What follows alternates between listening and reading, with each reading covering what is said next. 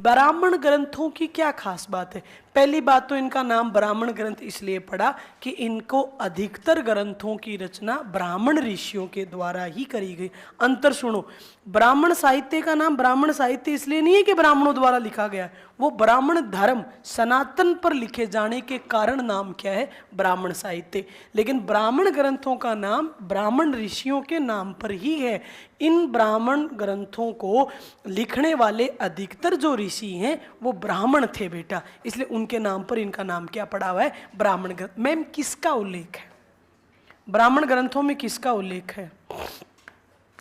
एक ही लाइन में उत्तर आ जाएगा, यज्ञों से संबंधित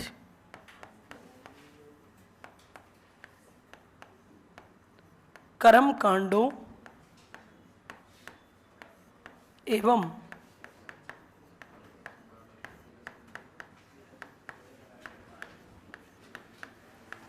देखो बेटा, क्यों लिखने की जरूरत पड़ी ब्राह्मण ग्रंथ?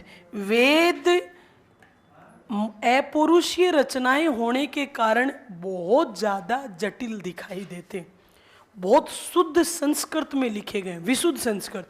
संस्कृत एक बहुत ही टफ लैंग्वेज मानी जाती है, बहुत मतलब बहुत ज़्यादा जटिल लैंग्वेज। एक एक मंत्र को 3-3 लाइनों पे जाके ख़त्म होता है। उच्चारण भी करना, मतलब अर्थ करना तो बहुत बड़ी बात है, उच्चारण भी शुद्ध नहीं हो पाता। हमें कितनी संस्कृत आती है, बस इतनी सी पढ़ती पढ़ते पठनती, पढ़सी पढ़से पठामी, बस बस हाँ, बस इससे ज़्यादा वो जाना ही नहीं कभी संस्कृत। पढ़ी सेंसी वो 10th क्लास तक, उसके बाद में कहाँ संस्कृत ज़्यादा पढ़ी हमने, तो हमें तो उतनी संस्कृत वो उसी में ध्यान निकल जाता था, पढ़ती पढ़ता है पठनती, पढ़ती पढ़ता है पठनती, उसी में अब यहाँ तो वेद पढ़ने हैं भाई।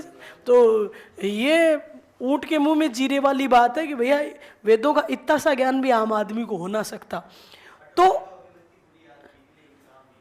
है काम नहीं आई, हाँ तो वो कुछ भी मान लो, पर अपने को उतनी महारती नहीं मिल पाई। तो वेदों से संबंधित जो जटिल ज्ञान था उसको सरल, सहज व बोधगम्य बनाने के लिए, कि थोड़ा आम आदमी भी उसको समझ ले, इसलिए वेदों को सरल करने के लिए उन पे कौन से ग्रंथ लिखे गए जी? ब्राह्मण ग्रंथ। एक और बातें मत करिए, ब्राह्मण ग्रंथों में किसका जिक्र है?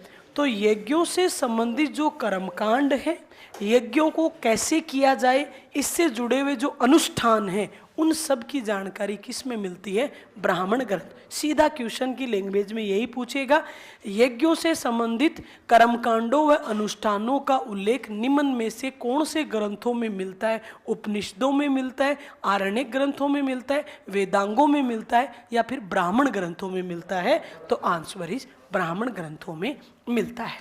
अगली बात सुनो बेटा, खास इंपॉर्टेंट बात, प्रत्येक वेद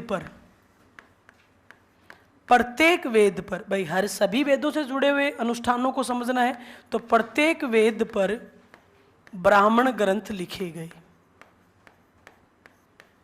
ब्राह्मण ग्रंथ लिखे गए। इसका मतलब ये है कि ऐसा कोई भी वेद नहीं होगा जिस पे कोई ब्राह्मण ग्रंथ नहीं हो।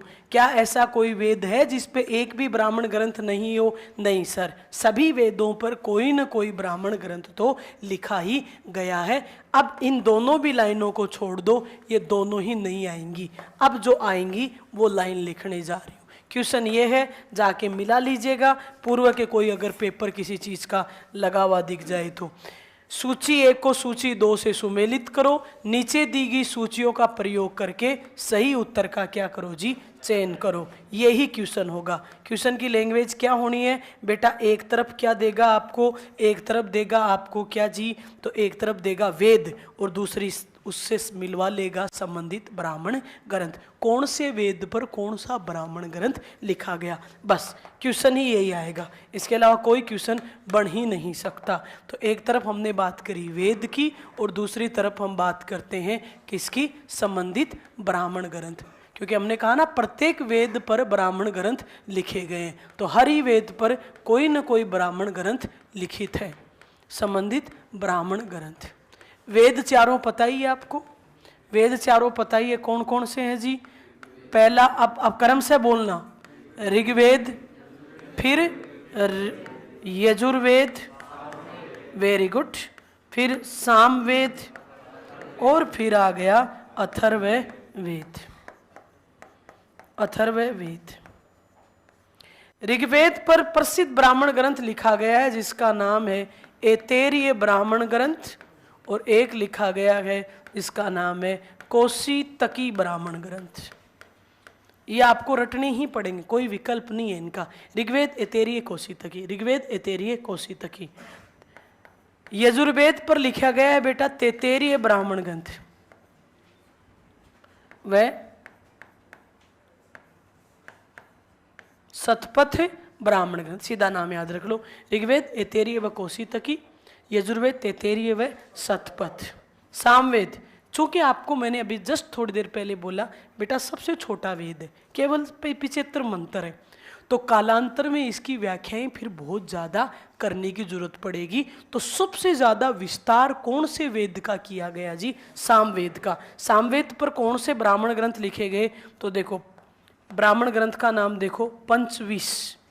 पंचविश का मतलब 25 ब्राह्मण ग्रंथ लिखे गए इस पे। फिर लिखे गए बेटा षड्विश, मतलब कितने?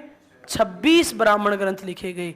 फिर एक फेमस ब्राह्मण ग्रंथ लिखा गया जिसका नाम है, अलग से हाईलाइटेड करना चाह रही हूँ, खास याद रखने की बात है इसलिए, बाकी सब चाहे भूलो ये याद रखना पड़ेगा, जिसका नाम है जैमिनी ब्राह्मण ग्रंथ। क्या नाम है? जैमिनी ब्राह्मण ग्रंथ। तो मैंने ठीक ही तो बोला कि सामवेद का वाकई में बहुत विस्तार है। ऋग्वेद ऑलरेडी सफिशिएंट लिखा था, तो इसके ऊपर 2 ब्राह्मण ग्रंथों से काम चल गया। यजुर्वेद पे भी देखो 2 ब्राह्मण ग्रंथ, लेकिन इसके ब्राह्मण ग्रंथ जोड़ो 25 + 26 + 1 तो 52 ब्राह्मण ग्रंथ आ गए। एक ही ग्रंथ पर 52। क्यों? क्योंकि जो 7 सुर थे फिर उनकी व्याख्याएं हुई, फिर उनसे छोटी ध्वनियाँ, छोटे सुर, छोटे ताल ऐसे निकले बेटा, तो इसका बहुत विस्तार हुआ। और चाहे पूरा ही छोड़ दो, पर ये मत छोड़ना नहीं आरपीएससी आपका नंबर भी लिखना छोड़ देगी, ये बिल्कुल ही मत छोड़ देना बेटा, ये जरूर लिख के याद रखना है। अथर्ववेद पर एक प्रसिद्ध ब्राह्मण ग्रंथ लिखा गया जिसका नाम क्या है?